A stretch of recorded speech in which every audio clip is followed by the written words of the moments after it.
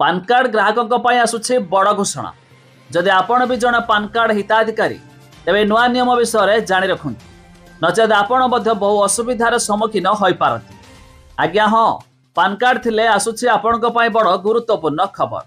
आपण जानिछंती देशर नागरिक पाखरे अनेक गुरुत्वपूर्ण डॉक्यूमेंट अछि जहाँ दैनंदिन कार्य पई व्यवहृत हुए। एथिमध्यरु गोटिए हेउछि पान कार्ड। याकू परिचय पत्र ठारू आरंभ करी कारबार एवं निवेश एवं आईटीआर फाइल पर्यंत अनेक कार्य पई अत्यावश्यक बोली विवेचना करा जाए। एही मध्यरे पान कार्ड हिताधिकारी पई आसिला बड़ घोषणा। जानिबा पूर्वरु वीडियो को लाइक करंतु, सब्सक्राइब करनथिले एवं सब्सक्राइब करी पाखर थिबा घंटी चिन्ह को दबाई दियंतु। जानंतु आपणक पान कार्ड को आधार कार्ड सह लिंक न करिबा फଳରେ बहुत गुरुत्वपूर्ण समस्या सृष्टि होई पारे। तेबे सरकारी नियम अनुसार लिंक न कले पान कार्ड सहित अनेक कार्य मध्य करा जाय परिबो नाही।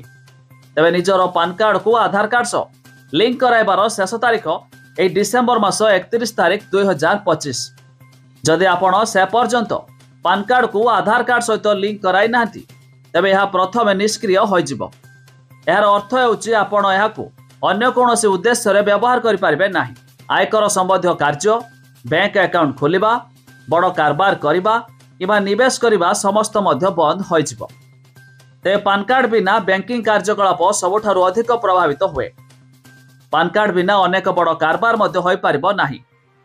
आपण एक नूतन बैंक अकाउंट खोलुछंती, पुराना अकाउंट अपडेट करूछंती किबा स्थिर जमारे निवेश करूछंती, जदि आपणकर पान कार्ड निष्क्रिय देखा जाए तेबे बैंक आपणको काम करिबो नाही।